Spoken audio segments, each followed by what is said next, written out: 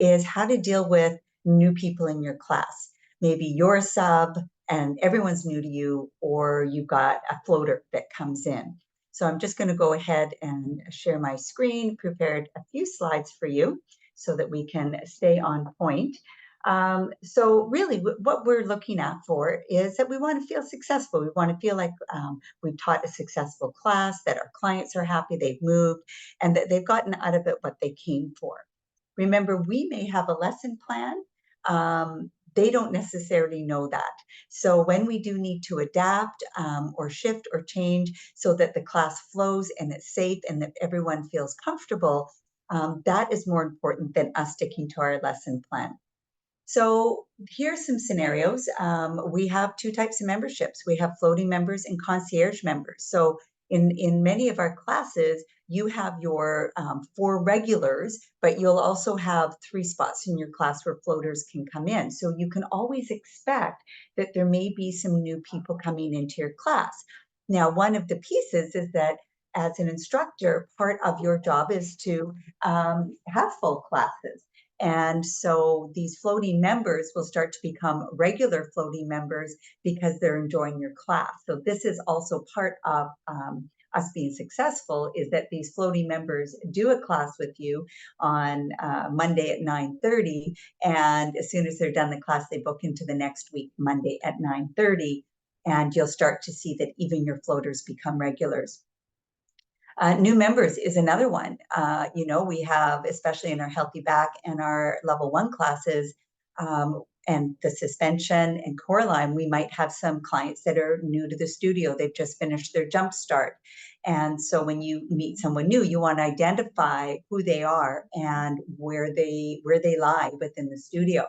You may be a sub and everyone's new to you, in which case, how do you as a sub go in and give them a positive movement experience? And I've already talked about this. Maybe you're teaching to regulars and a floating member shows up. So these are some of the things we'll address in this webinar. So our promise to our clients, and this is always first and foremost when we're teaching, is one, that they're safe, that we don't push into pain. We always want to feel strength versus strain. 2 is that they have a positive movement experience. So when we're up against some of these challenges, how do we give them a positive movement experience? We want clients to feel welcomed and feel taken care of. So, if you've got a regular class and maybe you've been working on a series that they're progressing through, and this brand new person shows up in your class who hasn't been through part of the progressions, how do we make sure they feel welcomed and comfortable and you're still able to challenge your class in the way that you've been working on? And the other part is that it's important that everyone moves, that we don't just say, okay, you can sit this one out.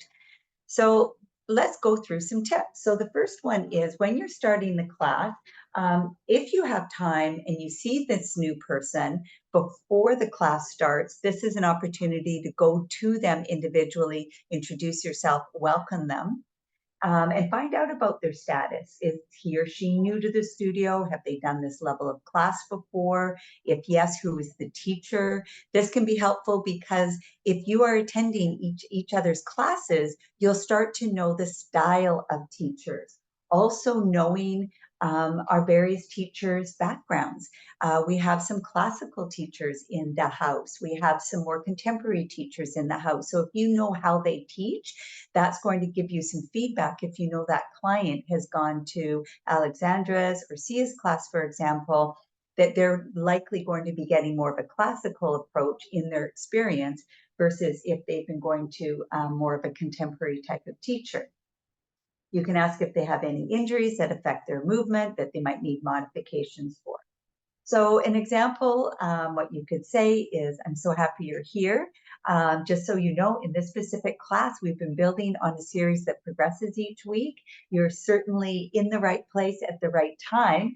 And if you enjoy this class, it's lots of fun, and feel free to keep coming and booking into this day and time as it works for you, right? We want to inspire them to be attending our classes because of what you're doing in the class versus feel intimidated. If you don't have an opportunity to speak to whoever seems new in the moment, One, in front of the class, again, introduce yourself, state the level of class, so that this is a Pilates 2 class. And is anyone never done a Pilates 2 class before, for example? A little less tricky if you're teaching our healthy back, or even what would be a newer Pilates 1. But if you are teaching one of our stronger classes, find out, is this anyone's first time? And if they go, oh yeah, this is my first Pilates 2 class, oh great, well, what other levels have you been doing? If they're like, well, I've only done healthy back, then say, yeah, okay, well, let's see how it goes. I'll take care of you. I'll teach in some progressions. But this is an advanced class, so it's really important that you don't push into pain. Give them some tips on the class that they're in. If you're teaching a healthy back class, let them know how you teach. Great, this is a healthy back class. We have a lot of new people in this Pilates 1. And so I teach in progressions, for example. What that means is I teach the easiest version first of an exercise, then I will add challenge. So know that I'm giving you your modification. So if we're doing an exercise, say a bridge on 2 feet, and I give the option to go on 1 foot, if it feels stable or unstable or too much, you're going to stay on 2 feet, and I'll remind you of this. If it's a Pilates 2 or 3 or Power Pilates, for example, let the clients know this is one of our more advanced classes. In order to keep the class moving, if there's a modification that you need, just wait for a moment. I'm going to get the class moving first, and then I will come and give you a modification after. So they know what to expect. They know that you're going to take care of them, and you're putting the procedure, the boundaries in place, if you will, for how this class goes. So the warm-up is a really great time to be assessing your group, right? Have them do some standing forward rolls, have them do some bridging, have them do some tuck and tilt, have them do some scat mobilization, whatever is appropriate for that class. But in the warm-up, you are watching the class, and you are you're assessing where people are at. And this is where you might be like, okay, I'm going to adapt. Also, at the beginning of class, when you're asking, how's everyone doing? Anything going on? That's where we're also thinking, oh, okay, well, I'm probably not going to do that plan or that plan or that plan. Sometimes, we might stand in front of the class, especially a healthy back, and think, oh my God, how am I going to fill an hour here? But you always manage to do it if you teach in progressions. The fundamental work is always the deepest work. So even in a more advanced class, if you go back to the basics, you don't have to tell them. It's about keeping them moving and challenging them with holds, right? Can you hold that? Hold that. Okay, breathe and go deeper. Doesn't mean it has to be fancy. Slowing the exercise down and having them hold is often more challenging, and it gives you a chance to help someone who might need some assistance. In the meantime, everyone is really feeling the deep, deep work. So also what you can do in the warm-up is you can create a couple of go-to exercises in the event a client can't do an exercise in class. So say you've been teaching some progressions into the STAR or the teaser in a more advanced class. During the warm-up, maybe teach a couple of progressions into those exercises and say, when we get to some exercises, if those ones aren't appropriate for you, this is your go-to exercise, so that everybody's always moving. They have something to do. So you're setting people up for success right in the warm-up based on what you're observing at that time or information that you have gotten from. Okay, so I went the wrong way. Here we go. So modifying during class. So I've got some suggestions here, but really it's for you to make the best call based on what you're seeing happening in the class. Make sure that you communicate how you're going to handle different levels to the clients so that they know what to expect. I'm going to get the class moving first, and then I will come and I will assist you. I'll be right with you. Or I'm going to teach in progressions. And when I'm teaching a progression, I'll say to the client, this is your progression. This is your modification. Hey, those of you that aren't doing chest lifts today, this is your modification. So if I have a couple of clients that have said, oh, I've got really bad neck issues, or I have osteoporosis, I can't do chest lifts. At that moment is when I would go in my head, okay, in the warm up, I'm going to teach them how to do some abdominal exercises, maybe toe taps, single leg extensions with their head down. And I'll let them know this is your modification when we do chest lifts. So you're giving them that heads up. So these are things that you will let them know. Also, if you have someone that's new to your class or new to Pilates, maybe strategically put them in the middle of the middle reformer so that they have someone to watch on the right and the left.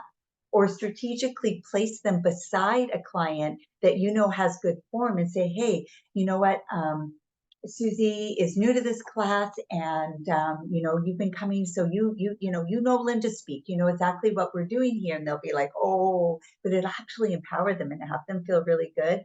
And you would say to Susie, if you're not sure about what I'm saying, please feel free to watch Veronica beside you, because she's really been a regular in this class. So this can help you while I'm getting the class started or helping someone else, and then I'll be by you.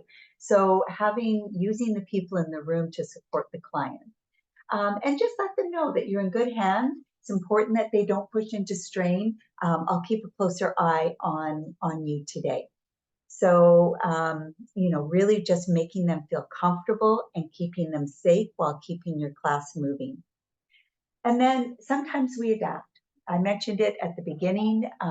While we may have a plan, ultimately our clients want to move and feel good.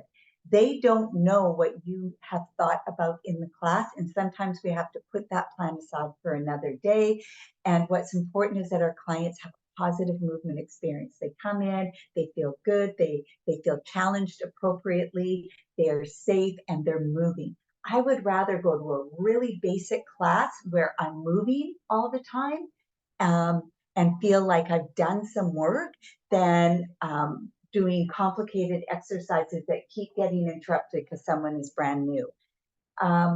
So they don't mind. They want to move and feel good. And so sometimes we have to let go of what we wanted to teach and actually teach to the class. So I hope that helps. In the face of subbing, any chance you have to attend the class before you sub is really helpful, especially when an instructor is going away. Jump in, take the class, book yourself in. Same thing with privates. If you have a chance to audit the private, if you're taking a client over, that's ideal. But also speak to the instructor and say, who's in the class? What have you been teaching? Can you provide me with your last lesson plan so that you can get a sense? And even if you reteach the lesson plan that instructor is giving you, it's you're going to the client versus the client having to adapt to you. It's important that we meet the client where they are. That is so very important. They're here because they want to get better, they want to move better, they want to feel better, they want to get stronger.